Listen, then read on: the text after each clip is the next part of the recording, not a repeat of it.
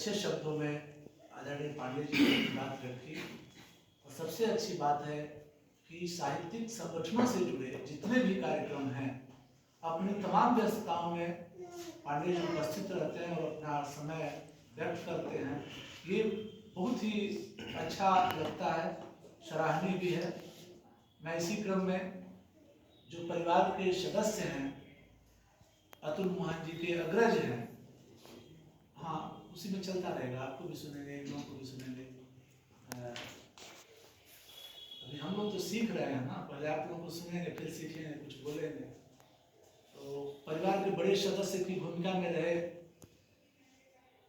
Professor doctor Arun Mohan Bharvi जी, अतुल मोहन भारवी जी ने, मनु जी ने, जितेंद्र जी ने, सबों ने सीखा भारवी जी से और साथ मिलकर लोगों ने काम किया। तो मैं चाहता हूं कि भारवी जी के मुख से अपने अनुज के लिए जो भाव हैं वो प्रकट करें और उनके प्रति साहित्य मंडल की तरफ से श्रद्धांजलि अर्पित करें।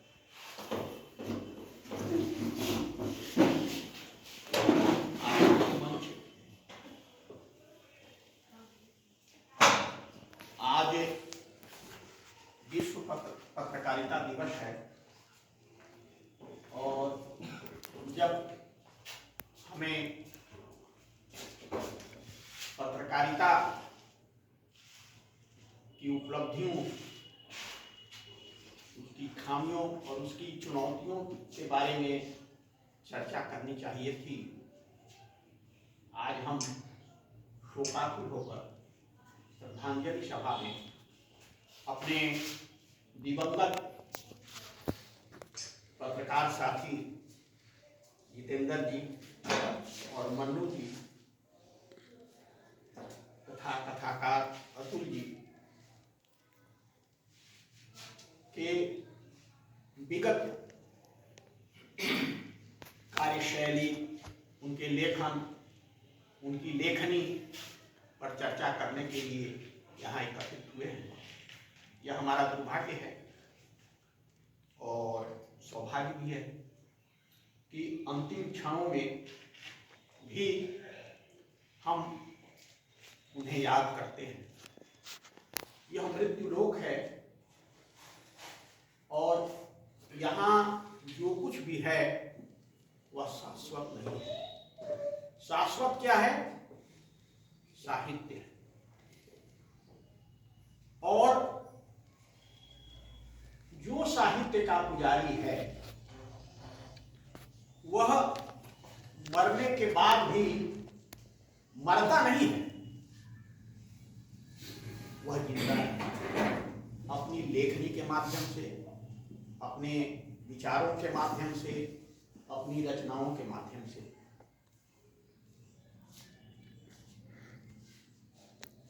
मरने के लिए तो एक दिन हम सबको मरना है, लेकिन 600 वर्षों बाद भी अगर हम तुलसी को याद करते हैं तो उन्हें हम मरा हुआ कैसे मान लें? अगर हम सूर्य को याद करते हैं, आज विद्यापति को याद करते हैं, जयशंकर प्रसाद भारतेंदु को याद करते हैं, गणेश शंकर विद्यार्थी ऐसे पत्रकार को याद करते हैं, तो हम कैसे मान लें कि वे आज हमारे बीच नहीं? गणेश शंकर विद्यार्थी एक निर्भीक पत्रकार थे और उन्होंने पत्रकारिता के क्षेत्र में बहुत काम किया।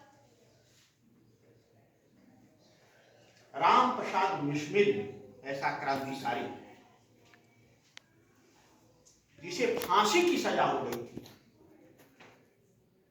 सोच लीजिए, जिसे फांसी की सजा हो गई थी, डेट मुकर्रर हो गया था कि इस दिन आपको फांसी दी जाएगी।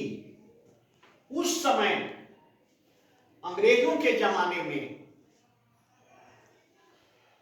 राम प्रसाद बिस्मिल ने अपनी आत्मकथा लिखी और चुरा चुरा करके लिख करके जो किसी के टोपी में, किसी केथी में भेजते रहे और उसको गणेश शंकर विद्यार्थी ने छपवाया।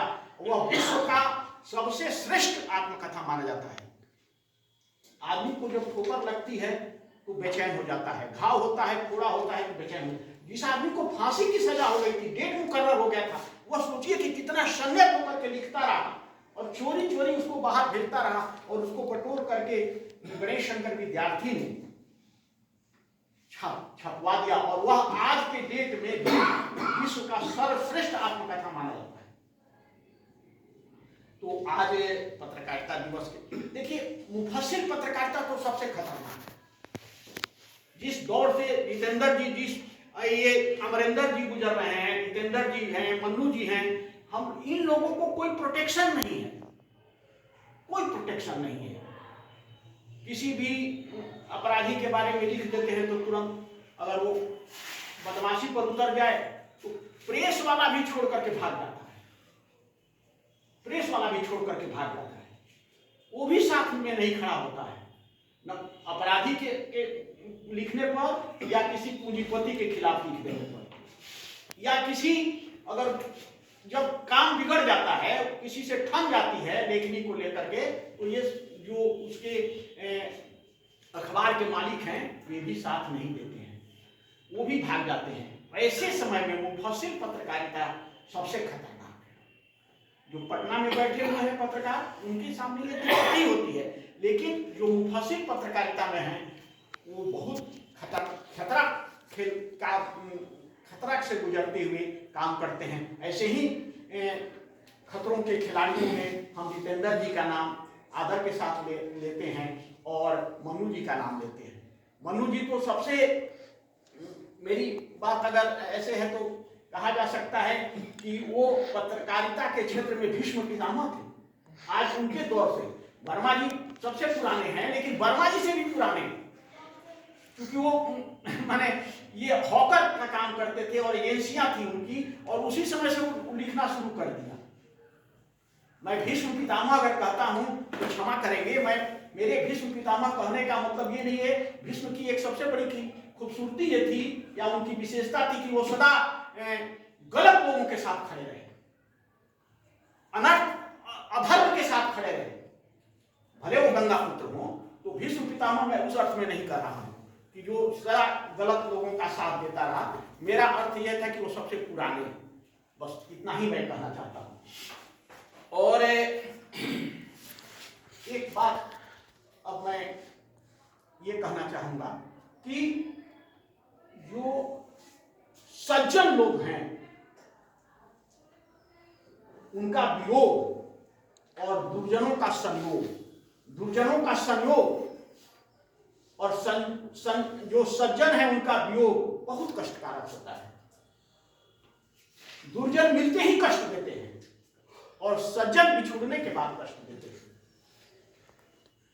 तो ये बहुत बड़ी बात है और इसी वियोग की बेला में हम यहां अपनी स्मृतियों को खरीदने के क्रम में यहां जुटे हैं।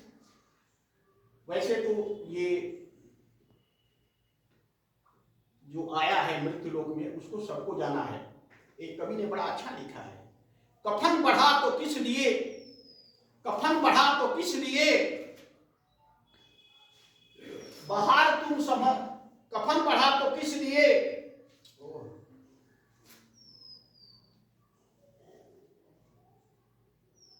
कफन बढ़ा तो किस लिए बाहर तुम सहम गए, कफन बढ़ा तो किस लिए बाहर तुम समझ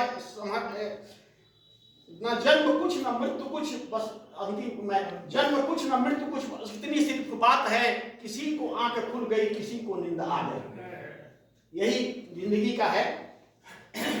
और अंत में मैं केवल एक कह करके अपने तीनों मित्रों के लिए, अपने तीनों अनुजों के लिए कि तुम जिंदा थे तो सुनने को मन करता था, तुम जिंदा थे तो सुनने को मन करता था, जब नहीं रहे तो गुनने को मन करता है। जब जिंदा थे तो सुनने को मन करता था, जब नहीं रहे तो गुनने को मन करता है।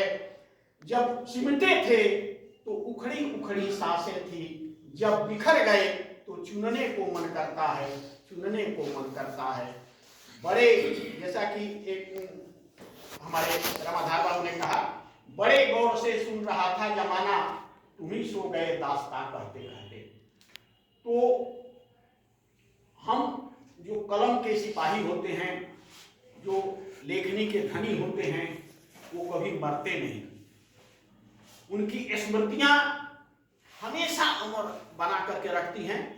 और मेरी भी अपनी स्पष्ट अवधारणा है कि अगर इस संसार में जिंदा रहना है तो यशः कीर्ति को